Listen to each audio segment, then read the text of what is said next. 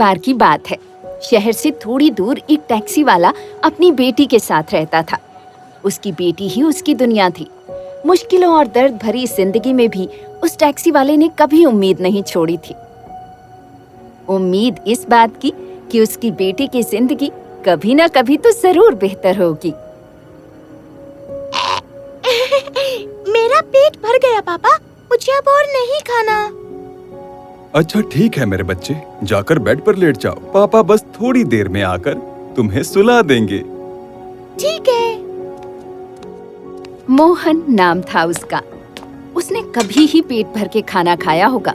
उसके पास अपने लिए बन खरीदने तक के पैसे नहीं थे। 5 साल पहले एक बड़ी बीमारी की वजह से उसकी पत्नी का देहांत हो गया था। उस वक्त सब अच्छा था। मोहन अपनी खुद की टैक्सी चलाता था और अपने परिवार के लिए अच्छा खासा कमा लेता था। पर अपनी पत्नी के इलाज के लिए उसे अपनी टैक्सी तक बेचनी पड़ी। पर फिर भी वो अपनी पत्नी को नहीं बचा पाया। ओ मेरी बच्ची, अच्छा तो क्या आज भी पापा से कहानी सुननी है? जी पापा। एक बार की बात है, बहुत दूर एक बड़े राज्य में एक राजा था। अब मोहन किसी और की टैक्सी चलाता था। ज्यादा से ज्यादा काम करने के बावजूद वो बहुत कम कमा पाता था। ये लो पियो बेटा, दूध और दलिया।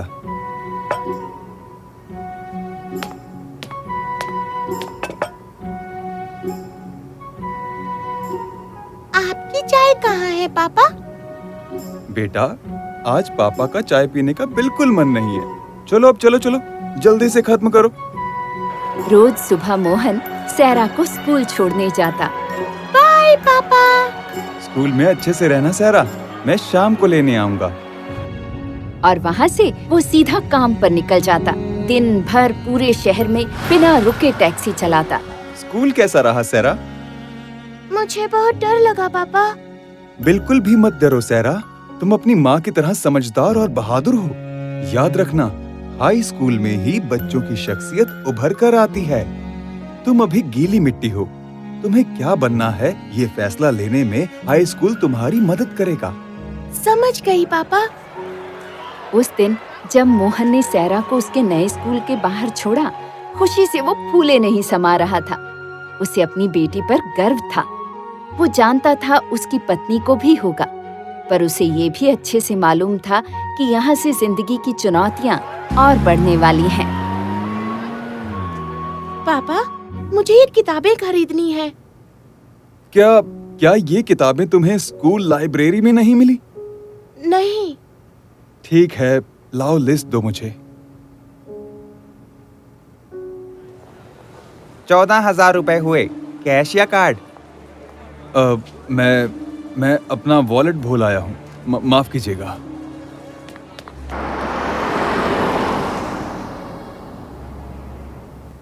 आपको मैं इस घड़ी के सिर्फ 6,000 रुपए दे सकता हूँ जी, इससे ज्यादा नहीं। पर मुझे तो 14,000 रुपए चाहिए थे भाई साहब। 14,000 रुपए? तुम्हारा दिमाग तो नहीं फिर गया है कहीं? 6,000 रुपए मिलेंगे, लेने हैं तो लो, वरना जाओ यहाँ से। नहीं, आप दे दीजिए। 1 मिनट। अच्छा, आप इस चेन का मुझे कितना दे सकते हैं? है तो काफी पुरानी, पर सोने की चेन है। हाँ, इन दोनों को मिलाकर 14,000 दे दूंगा। पैसे लेते हुए मोहन थोड़ा हिचकिचाया, क्योंकि वो चेन उसे उसकी पत्नी ने गिफ्ट दी थी। शुक्रिया। महीने का 12% ब्याज लगेगा, याद है ना तुम्हें? अच्छा, यहाँ साइन कर दो, और यहाँ भी। पापा। मेरी बच्ची, ये रही तुम्हारी किताबें। थैंक यू पापा, आप सबसे अच्छे हैं। दिन बीत रहे थे और उस दिन के बाद से मोहन ने देर रात तक काम करना शुरू कर दिया था। सैरा का स्कूल खर्च बढ़ने लगा था। वो वाला हॉट डॉग कितने का है भैया? वो 100 रुपए का है सर। अच्छा, मुझे एक दे दो, मुझे बहुत भूख लगी है। हेलो? हाँ बेटा, बोलो। पापा, मुझे भूख लगी है, क्या आप आते हुए कुछ ले आएंगे प्लीज? तुमने डिनर नहीं किया बेटा? मुझे वो बिल्कुल अच्छा नहीं लगा। तो मैंने वो कचरे में फेंक दिया और बर्तन धो दिए। प्लीज कुछ अच्छा सा खाने को ले आइए। अच्छा हाँ ठीक है, तुम हॉट डॉग खाना चाहोगी? यम, आप बेस्ट पापा हैं। क्या आप इसे पैक कर सकते हैं मेरे लिए प्लीज? पिछली कुछ रातों की तरह उस दिन भी मोहन खाली पेट सोया था, पर उसके चेहरे पर शिकन तक नहीं थी। उसके लिए उसकी बेटी की खुशी ही सब कुछ थी। जहाँ एक तरफ मोहन लगातार काम कर रहा था, वहीं सेरा की भी उसके दोस्तों के आसपास एक नई दुनिया बनने लगी थी। तुम्हारी नेल पॉलिश बहुत अच्छी लग रही है, मेरी तो कुछ भी नहीं। वो तो होगी ही, मेरे पापा इसे हांगकांग से जो लाए हैं, लिमिटेड एडिशन है। ओह, हांगकांग मुझे भी बहुत पसंद है। हम गर्मी की छुट्टियों में वहाँ जाएंगे। क्या हुआ, तुम आज बड़ी चुप चुप बैठी हो सेरा? मैं तुम लोगों की बातें सुन रही हूँ। पता है तुम्हारे नेल्स बहुत सुंदर हैं। तुम नेल पॉलिश क्यों नहीं लगाती? मुझे स्कूल में लगाना अच्छा नहीं लगता। वैसे घर में बहुत सारी रखी हैं, एक से एक। तुम्हें स्कूल में लगा कर आना चाहिए। भूलो मत, तुम हमारी दोस्त हो। कैसा चल रहा है सब मेरी बच्ची? पापा, मेरी सभी दोस्त नेल पॉलिश लगा कर आती हैं। मुझे भी चाहिए वैसी नेल पॉलिश। हाँ क्यों नहीं, मैं आज ही किसी दुकान से ले आऊंगा। नहीं पापा, किसी लोकल दुकान से नहीं, मुझे अच्छे ब्रांड की चाहिए, वैसी ही जो साशा और सूजन लगाते हैं। पर सेरा, पापा प्लीज, मुझे नहीं पता, मुझे बस चाहिए। जाओ मन लगा कर पढ़ना मेरे बच्चे। हे साशा, मेरी नेल पॉलिश देखो। ओह, क्या कलर है सेरा। ओह, सच में बहुत सुंदर है। हे, वो आदमी कौन है जो तुम्हें रोज स्कूल छोड़ने आता है? ओह, वो मेरा टैक्सी ड्राइवर है। चलो दोस्तों, बेल बज गई। इंसान जो दिल के करीब होते हैं वही दिल दुखाते हैं और अक्सर आंसुओं की वजह होते हैं। उस दिन मोहन ने रोते रोते टैक्सी चलाई। अब तक वो पूरी दुनिया के लिए टैक्सी ड्राइवर था और सेरा का पिता था, पर उस दिन वो रिश्ता बदल गया।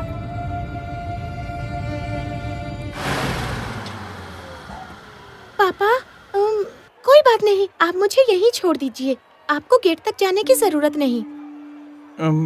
पक्का ना? पर बचपन से आज तक मैंने तुम्हें हमेशा गेट पर छोड़ा है, तो आज प्लीज पापा। अच्छा ठीक है। अगर आप उस दिन मोहन को महसूस कर पाते तो समझ सकते कि दर्द क्या होता है।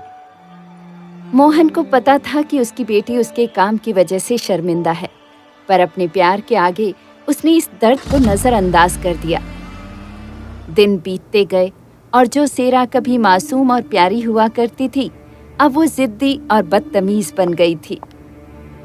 अगले शुक्रवार मेरे सारे दोस्त स्कूल ट्रिप पर जाने वाले हैं। मुझे भी जाना है पापा। चली जाना, पर कहाँ? Fort Lauderdale. क्या? 18,000 रुपए लगेंगे, फ्लाइट टिकट, रहना और खाना मिलाकर। 18,000 रुपए? हाँ क्या इस ट्रिप पर जाना जरूरी है सेरा? हाँ बिल्कुल, ना जाने के बारे में मैं सोच भी नहीं सकती। मुझे परसों तक पैसे हर हाल में डिपॉजिट करने होंगे। गुड नाइट पापा, आप बेस्ट हैं। Good night. ये क्या है? मेरी शादी की अंगूठी। 14,000 से ऊपर एक पैसा भी नहीं दे पाऊंगा मैं। मुझे 18,000 रुपए चाहिए। नहीं दे पाऊंगा, माफ कीजिएगा। आप कुछ भी कीजिए, भले थोड़ा इंटरेस्ट ज्यादा ले लीजिए, पर प्लीज 18,000 रुपए दे दीजिए। लगता है कोई मजबूरी है। खैर, मेरे धंधे के लिए अच्छा है। ठीक है, साइन कर दीजिए यहाँ पर और यहाँ पर। ये लो, 18,000 रुपए तुम्हारी ट्रिप के लिए, और ये 3,500 रुपए एक्स्ट्रा अपने पास रखो। जब तक कोई मजबूरी ना हो तब तक बिल्कुल खर्च मत करना। ठीक है। तो पैकिंग हो गई और तुम्हारे सफर के लिए मैंने टोस्ट बनाए हैं। सफर के लिए? पापा, मैं फ्लाइट से जा रही हूँ। घर के खाने की जरूरत नहीं वहाँ पर। वो वहाँ खुद खाना देते हैं। ओह, अच्छा, मुझे पता नहीं था। आई लव यू पापा। अपना ख्याल रखना मेरे बच्चे, और ये लो, मेरा फोन साथ ले जाओ ताकि मैं तुमसे बात तो कर सकूं। ये बहुत पुराना फोन है पापा, मेरे दोस्त मुझ पर हंसेंगे। रहने दीजिए, मैं अपने दोस्तों से कह दूंगी कि मैं अपना फोन घर भूल आई हूँ। ठीक है। मोहन ने अपनी बेटी को एयरपोर्ट छोड़ा। वो इतना भी नहीं कह सका कि उसे उसकी कितनी फिक्र हो रही है। उसने बस उसे खुशी खुशी अलविदा कहा और वहाँ से चला गया। ओह, शुक्र है, आखिरकार हम इस शहर से दूर जा रहे हैं। हाँ सही कहा, पर साशा कहाँ है? वो लेट हो गई है, पर फिक्र मत करो। चलो, तब तक हम अपने बोर्डिंग पासेस ले लें। क्या हुआ? मुझे मेरी टिकट नहीं मिल रही। क्या? मैंने बैग में ही रखी थी, लगता है कहीं गिर गई है। सेरा, बिना टिकट के बोर्डिंग पास नहीं मिलेगा। हाँ? क्या कह रही हो तुम? अच्छे से ढूंढो। दूसरी तरफ मोहन आंखों में आंसू लिए अपनी टैक्सी चला रहा था और तभी उसका ध्यान पैसेंजर सीट की तरफ गया तो उसकी नजर सेरा की फ्लाइट टिकट पर पड़ी। अरे ये क्या, सेरा की फ्लाइट टिकट तो यहीं रह गई और फ्लाइट के लिए 1 ही घंटा बचा है और मैं भी एयरपोर्ट से इतनी दूर हूँ। और ये इतना ट्रैफिक। पर मोहन अपनी लाडली बेटी की फ्लाइट कैसे छूटने दे सकता था। हमेशा की तरह दृढ़ उसने अपनी टैक्सी घुमाई और एयरपोर्ट की तरफ भागा। मोहन ट्रैफिक से बचते बचाते शॉर्टकट्स लेता हुआ पूरी तेजी से एयरपोर्ट की तरफ बढ़ रहा था। वो एयरपोर्ट गेट तक पहुंचने ही वाला था कि सामने से दूसरी टैक्सी आई और उसकी गाड़ी से टकरा गई। तभी पुलिस और आसपास के लोग वहां इकट्ठा हो गए। साशा, कहाँ रह गई थी तुम? सॉरी, मुझे देर हो गई। सारा, तुम्हारा वो टैक्सी ड्राइवर है ना, आते हुए मैंने देखा कि उसका एक्सीडेंट हो गया है। क्या? सुनते ही सेरा बाहर भागी और भीड़ के बीच से उसने देखा कि पुलिस उसके पापा को टैक्सी से निकाल रही है और उसके पापा मुश्किल से सांस ले पा रहे हैं। बेटा, तुम अपनी टिकट भूल गई थी। सेरा की आंखों से आंसू बहने लगे और दिल में पिता के लिए सिर्फ प्यार ही प्यार था। वो अपने पिता के गले से लग गई। मुझे माफ कर दीजिए पापा, मुझे माफ कर दीजिए। आई लव यू पापा। सॉरी, मैं आपकी अच्छी बेटी नहीं बन पाई। तुम अच्छी नहीं हो सेरा, तुम बहुत अच्छी हो। सेरा, तुम्हारी टिकट तुम्हारे ड्राइवर के पास थी?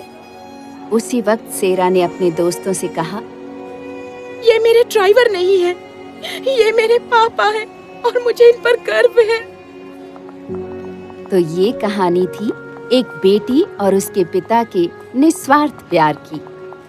आपने माँ के प्यार की तो हजारों कहानियां सुनी होंगी, पर पिता का प्यार भी माँ की तरह ही निस्वार्थ होता है।